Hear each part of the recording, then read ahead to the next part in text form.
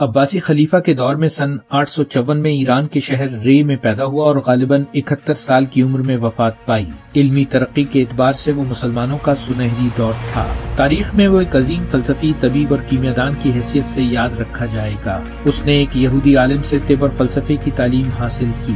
قابلیت اور طبی دریافتوں کے سبب اسے رے اور بغداد کے ہسپتالوں کا سربراہ مقرر کیا گیا۔ موسیقی اس کا پہلا عشق تھا اور اس نے اس موضوع پر کتاب بھی لکھی۔ کیمیاگری میں اس کی ناموری سلفیورک ایسڈ اور ایتھنول کی ایجاد سے منسوب ہے۔ مسلمانوں کی تاریخ میں وہ پہلا عظیم طبیب ہے جس نے طبی موضوعات پر بھرپور تحریریں لکھی۔ عظیم مفکروں اور وقت سے آگے بڑھ کر سوچنے والوں کو اکثر اپنے دور کے رجت پسندوں کے تشدد کا سامنا رہتا ہے۔ الرازی کو بھی رجت پسند صاحب اقتدار سے ایسی ہی سزا ملی۔ اس کی لکھی کتابوں کے ضخیم مسودوں کو اس کے سر پر بار بار مارا گیا، حتیٰ کہ اس کی بینائی جاتی رہی۔